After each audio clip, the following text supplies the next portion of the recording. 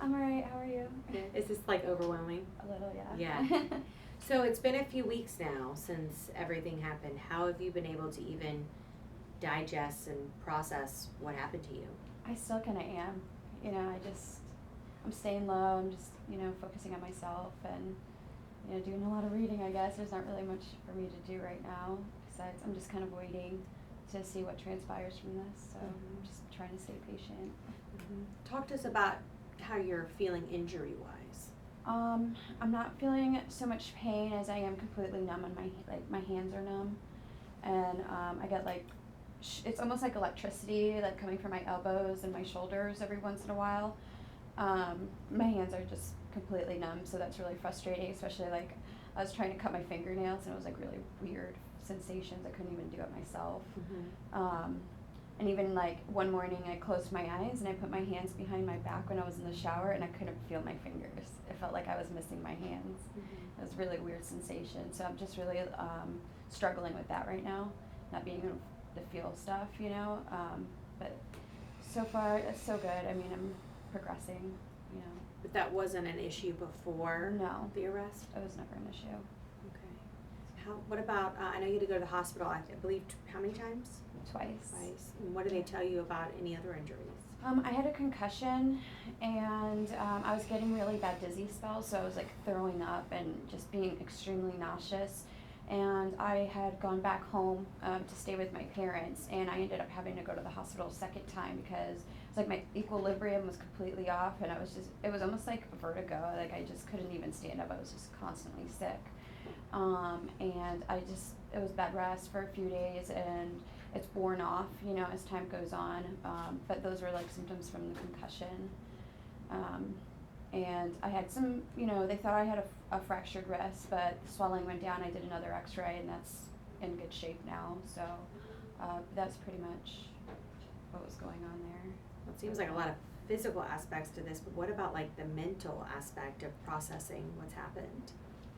I think I'm still processing it because sometimes it's not registering because I'll watch the video and it doesn't feel like I'm watching myself, or like, I'll read stuff and it just doesn't seem like it's me at all, it's like kind of out of body still, and I don't know if it's just the processing of it all, but I'm still kind of in awe with it, I'm not really, I don't know how to explain it, but yeah. I'm not really feeling myself.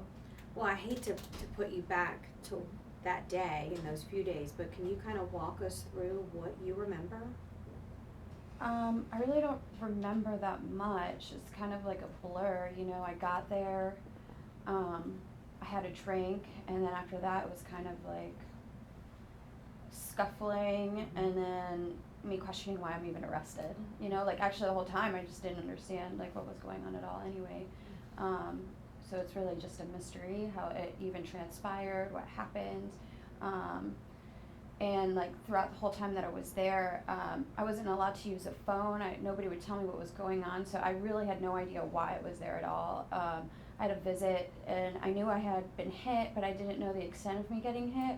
I didn't even know what happened in the parking lot till I saw the video. I didn't even know that there was videos out until I was released, and I had to find out on my own through my cell phone. So it was like, oh my gosh, like what happened, and I didn't realize the extent of it all till after the fact. So do you remember the officer at any point punching you or kicking you? Yeah, but I didn't think it was as bad as it, because it was kind of it was so out of body, and I was really disoriented, and I kind of lost my perception of like everything, So, and even adrenaline, because I wasn't feeling anything.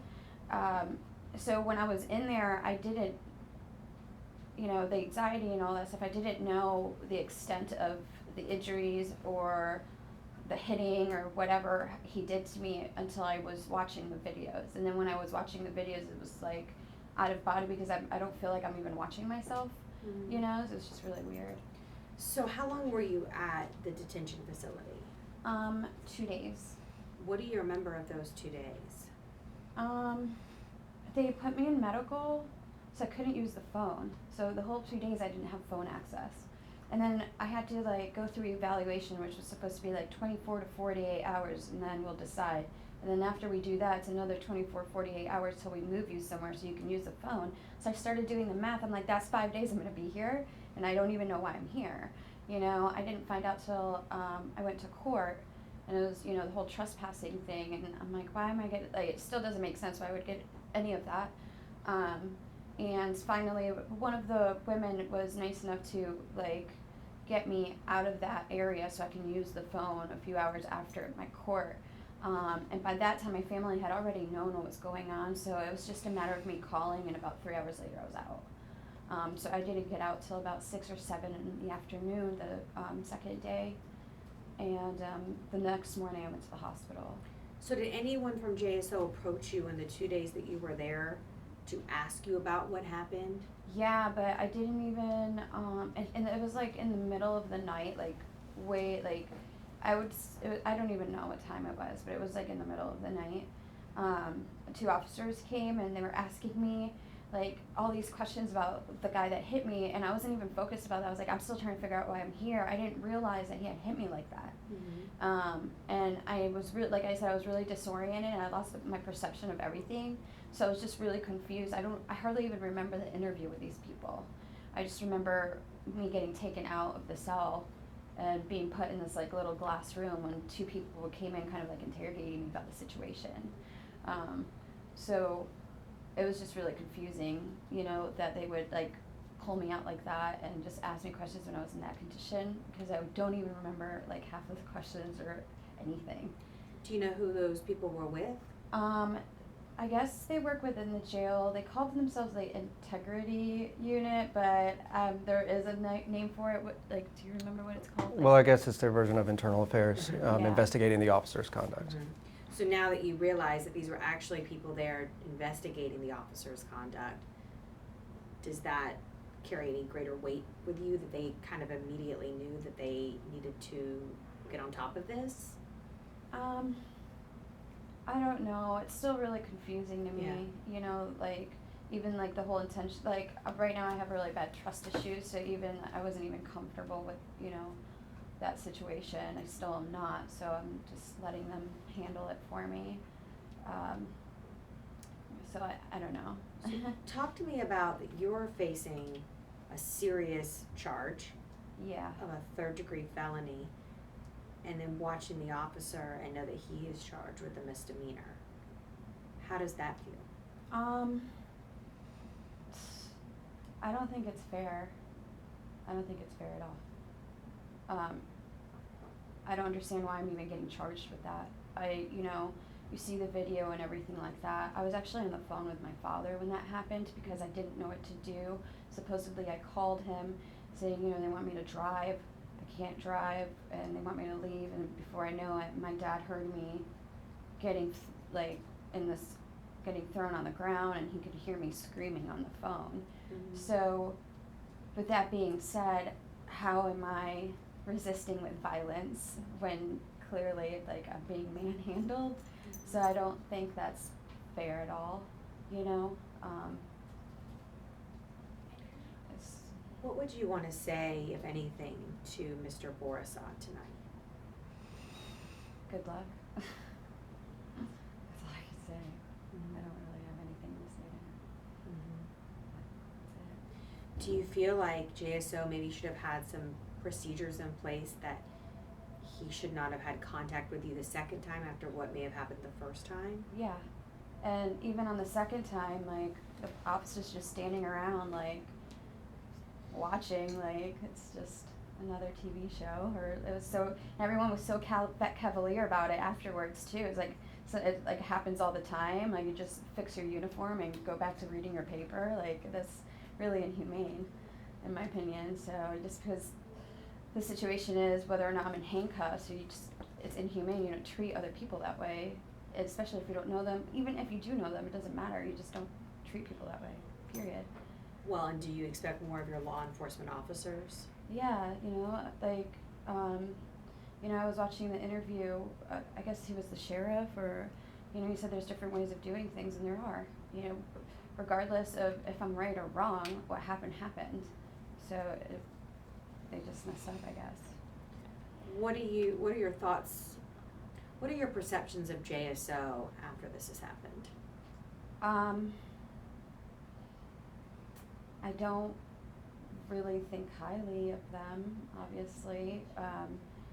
You know, there's that saying, if like you hang around a garbage can long enough, you're gonna start smelling like it. That's kind of like how I feel about the whole JSO situation, so. Do you feel like the Jacksonville Sheriff's Office terminating Mr. Borisad and charging him with a misdemeanor was enough action? I don't think a misdemeanor is enough. Firing him, yeah, good for you, but I kind of feel like they're just trying to cover their own selves, but that's my opinion. And that's, you know, that's that. And I guess, what are you most upset about in the entire situation? That the whole thing even happened, like, it shouldn't have happened at all. You know, like, I was reading the arrest report, and they were saying I was too incoherent to even make rational decisions. So why do you want me to leave in my car? You know, like, that's kind of setting me up for a DUI or something, but either way, I was in a catch-22, like, I was in no winning. So what happened to a cab ride, or like suggesting an Uber? If I, you know what I'm saying? Like, there were so many other ways it could have been handled. And like I said, I don't know, I don't have much memory of it, but if that was the case, why weren't those other options played out, you know? What do you want the community to know about Mayra Martinez? I was definitely perceived incorrectly, like being at the gentleman's club like that, you know. Everybody has a responsibility, everybody has responsibilities in their life, and my first job and my passion is yoga.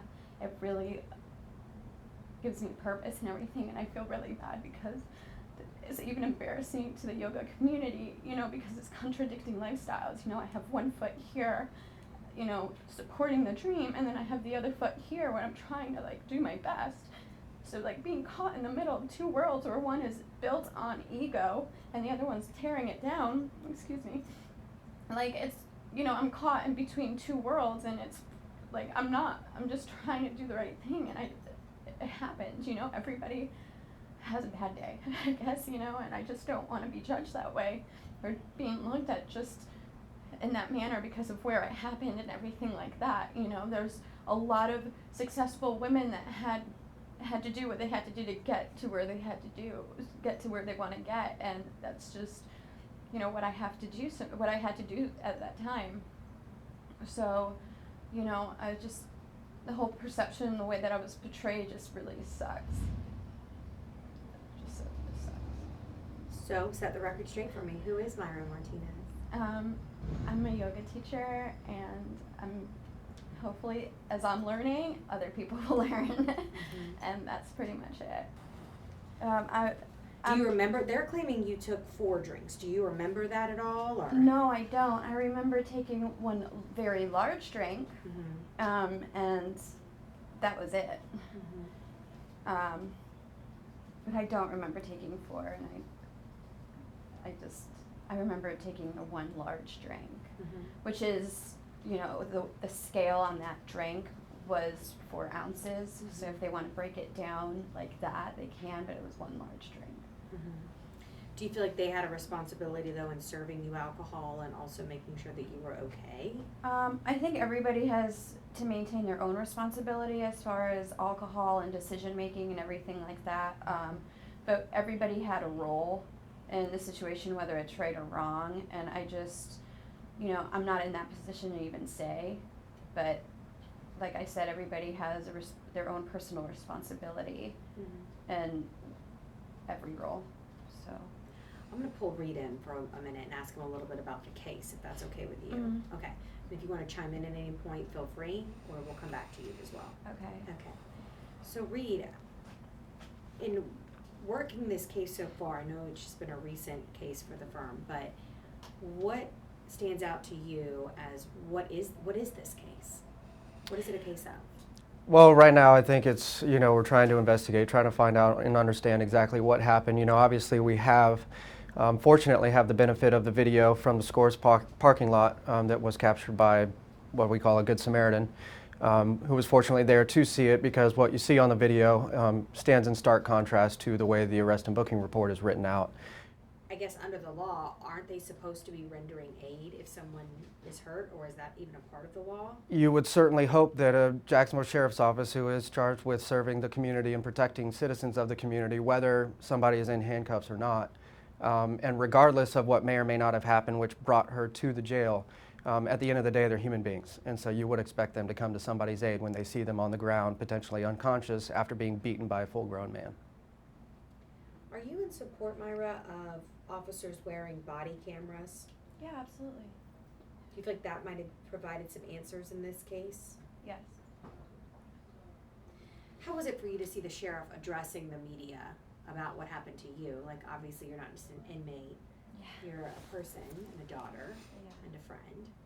How was that to hear the sheriff talking about your case? Everything's really surreal.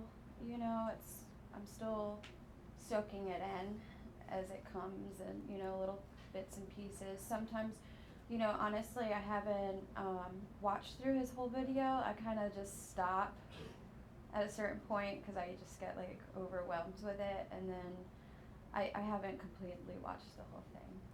I just kind of, I need to focus on myself, and I'm not, like I said, I just don't want the community to have a bad image of me, especially me just moving to this town, you know, and I was really looking forward to having a fresh start here, and, you know, the yoga community is great here, and the Indian culture is amazing, so I was, you know, more worried about that, and I don't want to focus on people talking too much about my case or anything, because I don't want my mind to go down rabbit holes, you know, and I'm still kind of upset about it, so I just kind of, you know, and I kind of feel like he had to do what he had to do based on his job stature and everything like that, so for me, it was out one ear and out the other, in one ear out the other, so. How much of the videos have you watched? I've watched the 2 videos. I watched the first video when I got out, and then when the second video came out, somebody sent it to me, and I guess it's on YouTube or whatever, so I got the clip with both of them together, and I was just like, oh, you know, like I said, it doesn't feel like I'm watching myself, so.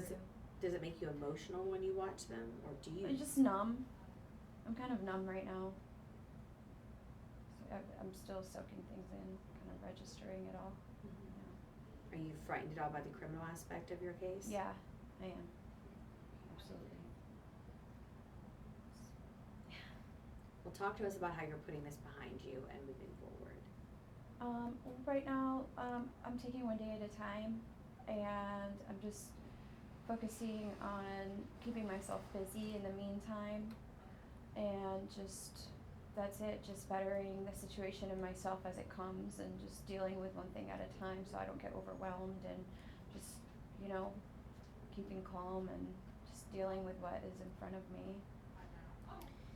Are you grateful for the videos to at least have some answers and some evidence, or is it hard to go back and watch and relive? Both. Yeah, you know, like, I'm glad there was a video because of that. It's embarrassing. It's really embarrassing. Sorry. You know, it's just, that's what it is. So, I mean, I'm glad, you know, because, like, the truth is out there, but at the same time, it just, you know, it's not good for me, you know. I don't want that out there, you know. Nobody would. So I'm just dealing with it, you know. I'm trying to put it behind me, and, you know, I don't watch the videos anymore or anything like that. For a while there, I kept like replaying. I think it was just like the shock of it all, you know. I watched it numerous times, and now I'm just like, I don't even want to know about it. Yeah. Like, I don't want to hear about the videos anymore or watch them or anything. Do you have serious questions about those gaps in times though that Reed's talking about, that they're gonna try to go put that piece of the Yeah, I puzzle do. together? Yeah, I'm curious to see what took place before and after and everything like that. So, Anything else you might wanna say to Mr. Borisov tonight if he was tuning in? no, just like I said, good luck. That's it. I just wish him luck in life.